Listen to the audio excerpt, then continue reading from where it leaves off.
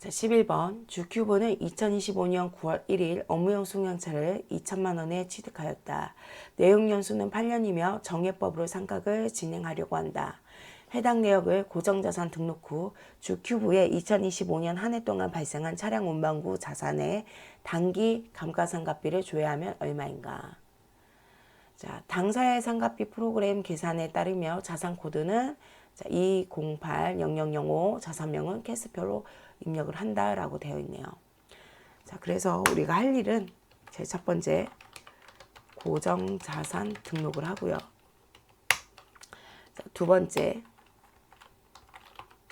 감가상각비 현황에 가서 감가상각비를 조회를 합니다. 자, 그래서 차량 운반구 자산의 단기 감가상각비 조회. 자, 그래서 고정자산 관리에 고정자산 등록으로 갑니다. 자, 차량 운반구 208-00005 자, 캐스퍼 14C 0901 2025년 9월 1일 날 취득을 했고요. 취득 원가는 2천만 원. 내용 상각 방법은 정해법. 내용 연수는 8년. 자, 뭐 다른 거 입력할 거는 없죠. 자, 그래서 자, 감가상각비 현황에 가서 올 한 해니까 조회를 합니다. 그러면 차량 운반부에 단기 감가상각비를 확인해 봅니다. 확인해 보면 2,078만 9,333원이죠. 그래서 답은 3번이 되겠네요. 12번 당사는 여비교통비로 편성된 재경부 예산에 2025년 7월 1일 130만 원을 추경하기로 결정하였다. 해당 작업 수행 후 2025년 7월 한 달에 재경부의 여비교통비 집행률을 조회하면 얼마인지 고르시오. 자, 우리 제일 첫 번째 할 거는요. 예산 조정 입력에 가서 130만 원 추경 등록하고요. 두 번째는 예산 실적 현황에 가서 집행률을 조회를 하면 되겠습니다. 자, 그래서 예산 관리에 예산 조정 입력으로 가고요. 여기에 이제 재경부에 여비교통비를 조회합니다. 그러면 이제 판매비와 관리비 8번대 여비교통비를 선택하고요. 조회. 자, 처음에는 70만 원 편성이 되었죠. 그래서 2025년 7월 1일 날 자, 추경 예산으로 130만 원 입력합니다. 그러면 단기 실행이 200만 원으로 늘어나요. 70만 원에서 130만 원, 다음에 200만 원이죠. 여기에 예산 실적 현황으로 갑니다. 가서 2025년 7월 한 달 동안 자, 집행 방식은 승인 집행 놓고 조회를 합니다. 그래서 여비교통비가 집행률이 227% 됐죠. 그래서 답은 1번이 되겠습니다. 13번 주큐브의 2025년 상반기 재무상태표에 대한 설명 중 옳은 것은 자, 재무상태표로 가고요. 자, 2025년 6월 30일입니다. 조회. 자, 1번 현금 및 현금성 자산은 5억 3,691만 원이다 라고 했는데 얘는 제출용 탭에서 조회를 하시면 되겠습니다. 그럼 여기 나오죠. 자, 얘는 22억 3,659만 9,400원이네요. 그래서 1번 틀렸고요. 2번 원재료의 단기 매입한 금액은 800만 원이다. 자, 그럼 원재료를 이제 더블 클릭해서 보면은 매입한 게 200만 원이에요. 이거는 이제 정기 기초가 600만 원과 이번에 매입한 거 200만 원 합해서 800만 원인 거죠. 그래서 2번 틀렸습니다. 3번 외상매입금은 정기에 이월된 금액보다 단기에 발생한 금액이 크다라고 했는데, 자, 외상매출금 한번 볼게요.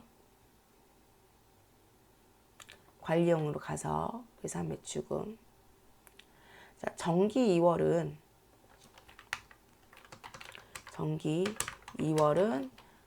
18억 88만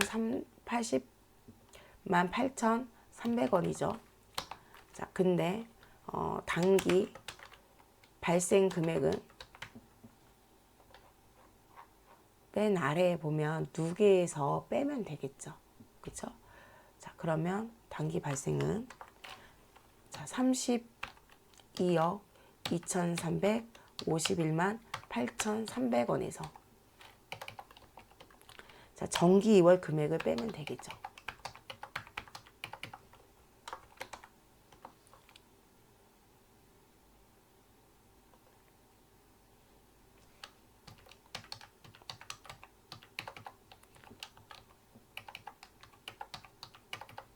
그러면 자, 14억 2,271만 원이 나와요.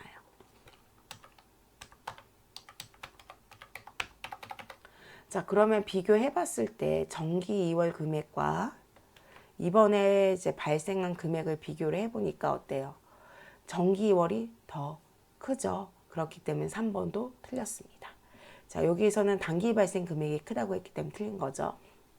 자, 그 다음에 바드럼 잔액 기준으로 1% 충당금 설정 시 대손 충당금 환입액이 분계 처리된다라고 되어 있습니다. 자, 바드럼 볼게요. 자, 받을 어음이 1억 3,070만 원이죠.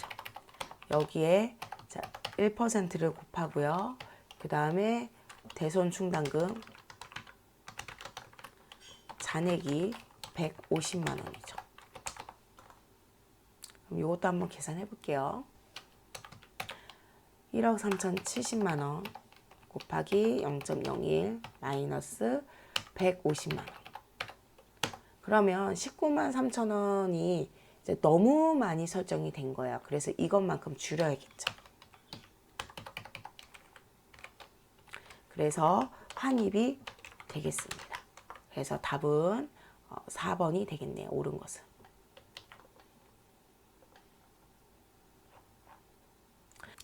14번 주큐브는 외상매출금에 대하여 선의선출법 기준으로 채권을 관리하고 있다. 2025년 5월 말 기준으로 3개월 전까지의 채권을 확인하여 조회기간 이전 채권 잔액이 가장 큰 거래처를 고르시오라고 되어 있습니다. 자, 그래서 우리가 외상매출금에 대해서 선의선출법 기준으로 자, 채권 관리하고 있으면 우리는 채권 연령 분석으로 갑니다. 가서요.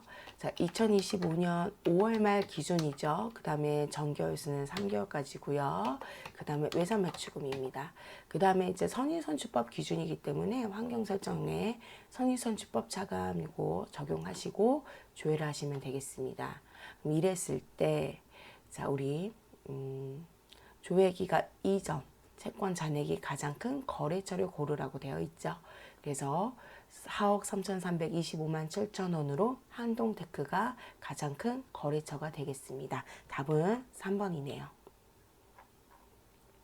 15번 자, 주큐브의 2025년 2기 부가가세 예정신고 시 작성되는 부가세 신고서 매입세액 중 카드로 수취한 고정자산 매입세액은 얼마인지 고르시오. 자, 우리 부가세 신고서라고 아예 나왔네요. 자, 그래서 부가세 관리의 부가세 신고서.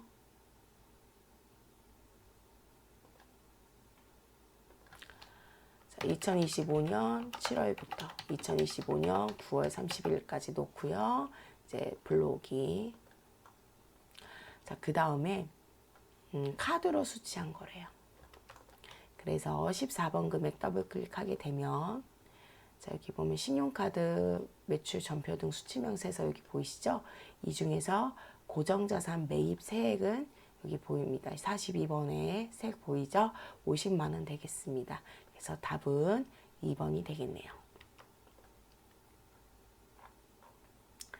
자, 16번 주큐브의 2025년 1기 부가세 확정신고 시 작성해야 할 서식이 아닌 것을 고르시오. 자, 얘는 매일 매출장으로 갑니다.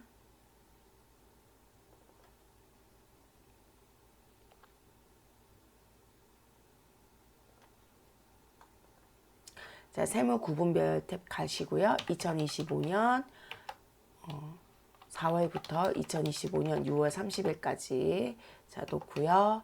자, 조회를 하도록 하겠습니다. 자, 계산서 합계표가 나왔는데요. 여기 보면 13번 면세 매출 보이시나요? 요거 있기 때문에 작성을 하고요. 자, 그 다음에 2번 수출 명세서는 수출, 세무 구분이 수출이어야 돼요. 근데 수출이 없습니다. 그렇기 때문에 작성할 수가 없네요. 답은 2번이 되겠고요. 자, 그 다음에 신용카드 발행 직계표는 카드 매출이어야 돼요. 그래서 여기 보면 카드 매출 보이죠? 그 다음에 건물 등 감가상각 자산 취득 명세서는 자, 여기 보면은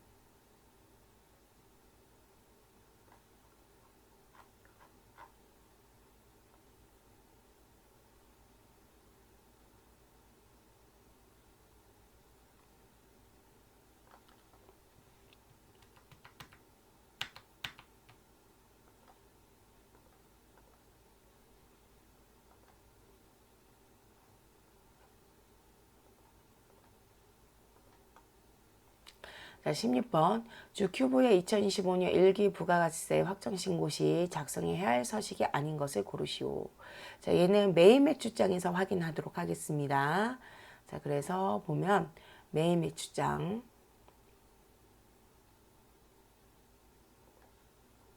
자, 세무 구분별 탭에 가고요. 자, 2025년 4월 1일부터 2025년 6월 30일까지 자, 놓고 조회를 하도록 하겠습니다. 자, 계산서 합계표가 나왔는데 1번에 얘는 이제 면세 매출이 있기 때문에 우리가 작성을 해야 됩니다. 자, 있고요. 그 다음에 2번 수출 실적 명세서는 이제 수출이 나와야 돼요. 근데 수출이 없죠. 그래서 작성하지 않습니다. 그래서 답은 2번이 되겠고요. 그 다음에 신용카드 발행 직계표는 여기 보면 17번 카드 매출 보이죠? 그렇기 때문에 작성을 합니다. 자, 그 다음에 건물 등 감가상각 자산 취득 명세서는요. 여기 보시다 보면 고정자산 매입액이 있거든요. 근데 여기 보면 중간에 3천만 원이 보여요. 그렇기 때문에 고정자산을 구입했다는 얘기죠. 그렇기 때문에 얘는 작성을 합니다.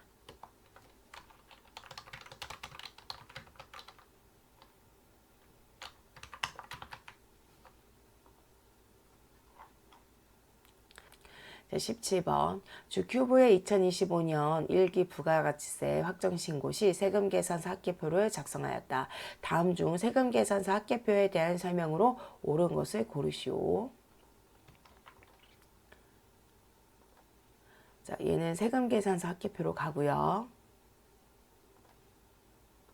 자, 2025년 4월부터 2025년 6월 때까지 놓고 조회를 하도록 하겠습니다. 자, 1번 매입 세금 계산서의 부가세 총합계는 1억 8천만 원이다. 그래서 매입으로 놓고 조회를 하게 되면 부가세가 1,800만 원이죠. 그래서 1번 틀렸고요. 2번 한동테크 거래처에 발급한 세금 계산서 매수는 4매이다. 자, 매출 보도록 하겠습니다. 자, 한동테크 자, 여기 한 장 있고요. 그 다음에 11일 이내 전송분 한동테크 4매가 있습니다. 그래서 합해서 5매죠. 그래서 2번 틀렸고요. 3번 주한실업 거래처에 매출한 부가세의 총합계는 1,200만 원이다. 자, 우리 주한실업 여기 보면은 부가세 총합 여기 1,000만 원과 그 다음에 전자세금 계산서 외에 주한실업 여기 보면 20만 원 보이시죠? 그래서 1,200 20만 원입니다. 1200만 원이 아니라. 그래서 3번 틀렸고요. 4번 매입 세금 계산서 중 나라 상사 거래처의 세금 계산서 매수가 가장 적다라고 했는데 매입으로 가도록 하겠습니다. 자, 그래서 나라 상사 일단은 두 매고요. 그렇죠? 두 매고 가장 적어요. 형광공업이 총 12장, 민호 빌딩이 3장, 유신상자 3장. 그래서 답은 4번이 되겠습니다. 18번 주큐브의 2025년 1기 부가가치세 예정신고 시 매입세액 불공제 내역 서식을 작성한 후 비영업용 소형 승용차 구입과 관련된 불공제 매입세액은 얼마인지 고르시오. 자, 얘는 매입세 불공제 내역으로 갑니다. 2025년 1월부터 2025년 3월까지 놓고 블로그에 다시 한번 해볼게요. 자, 그러면 비영업용 소형 승용차 구입과 관련해서 불공제 매입세액은 250만 원 되겠습니다. 그래서 답은 1번이 되겠네요. 19번 주큐브의 2025년 2기 부가세 확정 신고에 대한 설명으로 옳지 않는 것은 무엇인가? 부가세 신고서로 가겠습니다.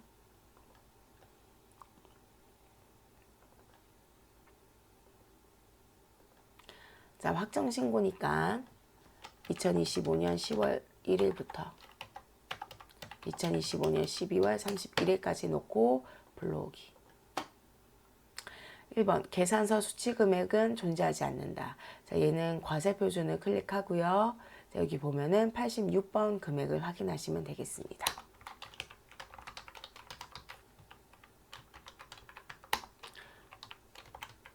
그래서 존재하지 않고요. 맞고요. 2번 매입 내역 중 고정자산 매입 내역은 존재하지 않는다. 자, 여기 보면 11번 금액하고 여기 14번 금액을 확인하셔야 됩니다. 그래서 봤을 때 11번 금액과 여기 보면 42번 금액이 없죠. 그렇기 때문에 2번도 맞습니다.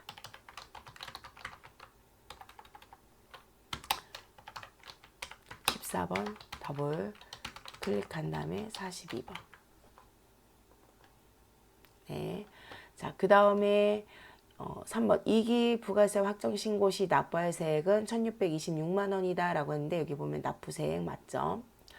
4번 매출 예정 신고 누락분은 영세율 세금 계산서 분으로 작성되었다 라고 했는데 여기 매출 예정 신고 여기 7번 보이시죠? 더블 클릭하면 나옵니다.